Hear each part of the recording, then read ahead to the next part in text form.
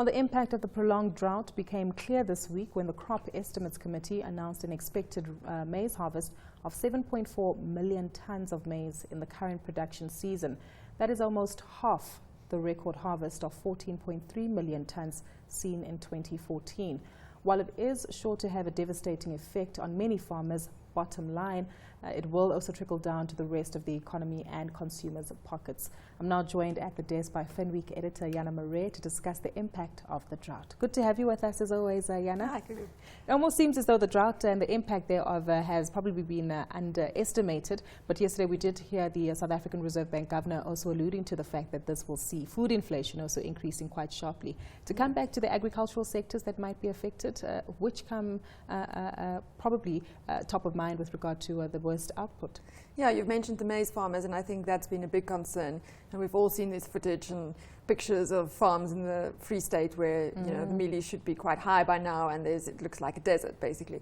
So I think that's the big concern is really the maize farmers, and I think the estimated loss in income this year is estimated north of 10 billion rand for farmers, which will obviously have a big impact on their commercial viability.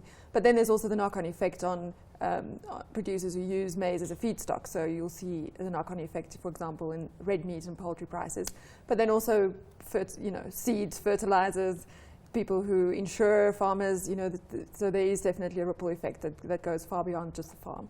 On consumers, though, how significant will the knock be to their pockets? Well, we heard the Reserve Bank Governor say he's expecting food inflation of around 11% by the end of the year. We've seen the white maize price, for example, triple over the past 18 months. I mean, that's a massive jump. So I think really low LSMs, the people who rely on white maize as a staple feed, particularly will be very heavily impacted. We will see food prices rise, and I think what the experts say is we'll have to wait until the second half of the year, see what this harvest looks like before we really will know how big the extent of the damage. Yeah. Goodness. Well, let's certainly hope the outcome is positive, because we have been receiving some rains, but maybe the timing thereof is slightly off. Yes. Jana, thank you so much for your Thanks. time. We'll have to leave it there for today. That was Finweek Editor Jana Marais.